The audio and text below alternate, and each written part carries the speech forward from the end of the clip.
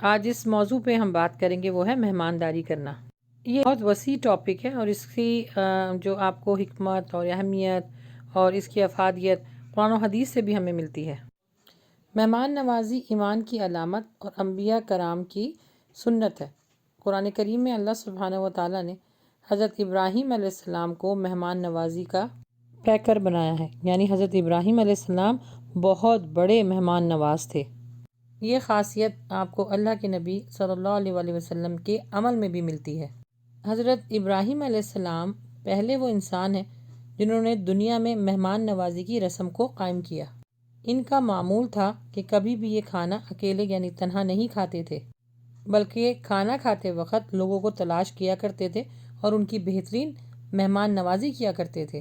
اچھا، یہ جان لیتے ہیں کہ مہمان نوازی کا مطلب کیا ہوتا ہے۔ اس کا مطلب ہے لوگوں کو جمع کرنا، اپنے نیک عمل کے ساتھ اور اپنے رزق حلال کے ساتھ ان کا استقبال کرنا۔ حضرت ابو ہریرہ سے مروی ہے کہ اللہ کے نبی صلی اللہ علیہ وسلم نے فرمایا، جو شخص اللہ اور قیامت کے دن پر ایمان رکھتا ہے اس کو چاہیے کہ اپنے مہمان کی خاطر مدارت کرے۔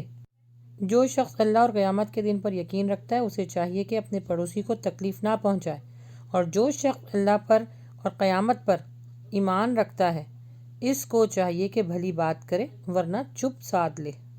دیکھیں مہمانداری کتنی بڑی سعادت کی بات ہے، اور اس کے اندر آپ کا ایمان چیک ہوتا ہے۔ مہمانداری کرنا اپنے دین کا بھی یا معاشرے کا بھی ایک بہت خوبصورت حصہ ہے۔ چاہے آپ کسی مذہب سے ہوں، کوئی تہذیب ہو، کسی کو کوئی بھی زبان بولتے ہوں، کسی بھی نسل سے ہوں، لیکن لوگوں کے اندر یہ مہمانداری کی جو روایت ہے وہ پائی جاتی ہے۔ ایک دوسرے کے گھر جانا، کبھی مہمان بننا، کبھی میزبان بننا، کبھی کسی کا استقبال کرنا انسان کی زندگی کا لازمی جزو ہے۔ مہمانوں کی عزت تکریم اور ان کی خاطر مدارت کرنا اسلامی معاشرے کی ایک اعلیٰ تہذیب ہے۔ اس کو بلند اخلاق کے ساتھ تشبیہ دی گئی ہے۔ اسلام نے مہمان نوازی کو بہت ترغیب دی ہے۔ اللہ کے نبی صلی اللہ علیہ وسلم خود مہمانوں کی خاطرداری فرمایا کرتے تھے۔ اللہ کے نبی صلی اللہ علیہ وسلم فرماتے ہیں، جو مہمان نواز نہیں اس میں کوئی بھلائی نہیں۔ مہمان نوازی اللہ سبحانہ و تعالیٰ کی قربت حاصل کرنے کا بہترین عمل ہے۔ مہمان نوازی سے مہمان کے دل میں میزبان کی عزت اور محبت بڑھتی ہے، آپس میں تعلقات مضبوط ہوتے ہیں، ایک دوسرے سے محبت بڑھتی ہے، اللہ سبحانہ و تعالیٰ کی رحمتیں نازل ہوتی ہیں، رزق میں برکت ہوتی ہے، مومن بندے کے دل میں خوشی داخل ہوتی ہے، میزبان کو ثواب کمانے کا ایک بہترین موقع ملتا ہے۔ اور آج کل ویسے بھی رمضان چل رہے ہیں، عید آنے والی ہے، تو اس میں زیادہ سے زیادہ کوشش کریں کہ اس نیکی کو حاصل کریں، لوگوں کو اپنے گھر بلائیں اور ان کی مہمانداری اچھی طریقے سے کریں، ان کو عزت دیں، محبت دیں، ان کا خیال رکھیں، ان کو اپنی حیثیت کے مطابق یا اپنی استطاعت کے مطابق ان کو اچھے سے اچھا کھلائیے، ان کی خوب خاطر مدارت کریں۔ لیکن یاد رکھیں کہ مہمانداری صرف اپنے برابر یا اپنے سے اونچے لوگوں کے لیے نہیں ہے، مہمانداری غریبوں کے لیے بھی ہے۔ جو مسکین ہوتے ہیں ان کو بھی مہمان بنائیے اپنے گھر کا، جو غریب ہوتے ہیں، بیوہ ہوتی ہیں، یتیم بچے ہوتے ہیں، ان کو بھی اپنے گھر کی شان بنائیے۔ ان کے ساتھ تو آپ کو ڈبل ثواب ملے گا کہ آپ نے ان کی حیثیت کے مطابق آپ نے ان کو زیادہ سے زیادہ عزت دی۔ پھر دوسرا کہ ان کو آپ جب کھانا کھلائیں گی، وہ خالی پیٹ اگر آپ ان کو کھانا کھلائیں گی تو سوچیں وہ آپ کو کتنی دعائیں دیں گے، تو ڈبل آپ کو ثواب ملے گا۔ تو رمضان میں مہمان نوازی کا زیادہ سے زیادہ موقع حاصل کرنے کی کوشش کیجیے۔ مہمان نوازی میں ایک بات کا بہت خیال رکھیں کہ اپنا رویہ بہت اچھا رکھیں۔ ایسا نہ ہو کہ سامنے والا یہ فیل کرے کہ آپ اس سے اکتا رہے ہیں، آپ کو پریشانی ہو رہی ہے اس کے آنے سے، یا آپ اس کے اوپر طنز کر رہے ہیں، یا ایسے سوالات پوچھ رہے ہیں جس سے وہ الجھن کھائے۔ یاد رکھیں ایسی مہمان نوازی سے اللہ سبحانہ تعالیٰ نے منع فرمایا ہے، یعنی یہ جہنم میں لے جانے والا عمل ہے کہ آپ کے رویے سے کسی دوسرے کو تکلیف پہنچے۔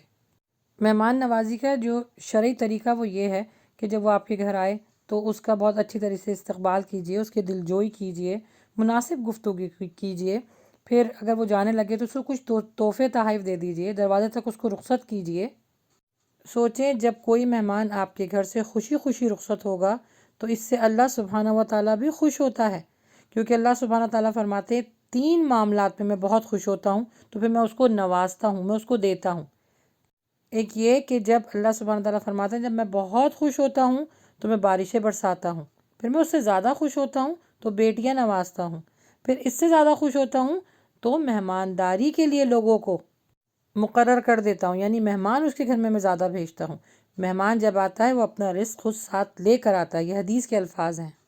حضرت ابراہیم علیہ السلام نے اپنے مہمانوں کے سامنے تلا ہوا بچڑا رکھا تھا مہمان نوازی کے لیے، اور آج کل کی جو رواج ہے مہمان نوازی کا، یہ ختم ہوتا جا رہا ہے۔ لوگ مہمانوں کو زحمت سمجھنے لگے ہیں، اپنے گھر کا پکا ہوا کھانے کو چھپانے لگ گئے ہیں، یا اگر کوئی مہمان آ بھی جائے تو اس کے لیے ایسا رویہ اختیار کرتے ہیں کہ وہ پلٹ کے دوبارہ ان کے گھر میں نہ آئے۔ یاد رکھیں، جس نے مہمان نوازی سے منہ موڑا اس سے اللہ سبحانہ و تعالیٰ بھی منہ موڑ لیتا ہے۔ اللہ کے نبی صلی اللہ علیہ وآلہ وسلم بھی انتہائی مہمان نواز تھے۔ پہلی وحی کے موقع پر حضرت خدیجہ نے اللہ کے نبی صلی اللہ علیہ وسلم کی جتنی صفات بیان کی ان میں ایک مہمان نوازی بھی شامل تھی۔ حضرت خدیجہ سے مروی ہے کہ اللہ کے نبی صلی اللہ علیہ وسلم صلہ رحمی کرنے والے تھے، صادق و امین تھے، بات سچی کرتے تھے، لوگوں کا بوجھ اٹھاتے تھے، پریشانی میں ان کا ساتھ دیتے تھے، اور بہترین مہمان نواز تھے۔ کیونکہ آپ کو حدیثوں میں یہ بارہا ملے گا کہ جن لوگوں کے پاس کھانے کو نہیں ہوتا یا کھلانے کو نہیں ہوتا، اس کے باوجود بھی اگر وہ مہمان نوازی کا فریضہ بہترین انجام دیں، اللہ سبحانہ و تعالیٰ ان سے راضی ہوتا ہے۔ اور یہ کتنی خوبصورت بات ہے نا کہ مہمان اپنے نصیب سے خود لے کر آتا ہے۔ جو مہمان کے لیے محنت کرتا ہے، اس سے محبت سے جو کچھ ہوتا ہے اس کے سامنے رکھتا ہے، اللہ سبحانہ تعالیٰ اس کے بدلے میں اس کے گناہوں کو معاف کر دیتا ہے، بلاؤں کو ٹالتا ہے، مصیبتوں کو ٹال دیتا ہے۔ کتنی بڑی سعادت ہے مہمانداری کرنا۔ ایک شخص اللہ کے نبی صلی اللہ علیہ وآلہ وسلم کی بارگاہ میں حاضر ہوا اور فرمایا، میرے ماں باپ آپ صلی اللہ علیہ وسلم پر فدا۔ میرا ہر روزانہ کا عمل یہ ہوتا ہے کہ میں وضو کر کے بہترین طریقے سے خشوع اور خضوع کے ساتھ نماز پڑھتا ہوں، اپنے مال کی زکوٰۃ وقت پہ ادا کرتا ہوں، مہمانداری کا فریضہ انجام دیتا ہوں، مہمانوں کی عزت کرتا ہوں، اور ساتھ یہ نیت رکھتا ہوں کہ اللہ سبحانہ و تعالیٰ کے میں قریب ہوں گا، یعنی اس کا قرب حاصل کروں گا۔ یہ سن کر آپ صلی اللہ علیہ وسلم نے فرمایا، آفرین ہو آفرین ہو آفرین ہو تم پر، تمہارے اس عمل سے تمہارے اوپر جہنم کے تمام دروازے بند کر دیے گئے ہیں، اور اگر تم واقعی ایسا کرتے ہو تو اللہ سبحانہ و تعالیٰ نے تمہیں بخل سے پاک رکھا ہے، جو کہ بہت بڑی نعمت ہے، بخل سے دور ہونا۔ تو خدارا اللہ کے نبی صلی اللہ علیہ وسلم کی سنت اور جتنے بھی پیغمبر ہیں ان کی سنت کو عام کیجئے، خود بھی اس عمل پر توجہ دیجئے اور دوسروں کی بھی توجہ دلوائیے۔ مہمان نوازی کی اس صفت کو عام کیجئے تاکہ محبت اتفاق بڑھے، ایک دوسرے کو تحفے تحائف دیجئے، اور سب سے بڑی بات، انبیاء کرام کی اس سنت کو زندہ کرنے کے جتنے ثواب ملیں گے وہ آپ سوچ بھی نہیں سکتے۔ بس اللہ سبحانہ تعالیٰ ہمیں نیک عمل کرنے کی توفیق عطا فرمائے، جہنم کی آگ سے بچائے، اور ہم سب سے راضی ہو جائے۔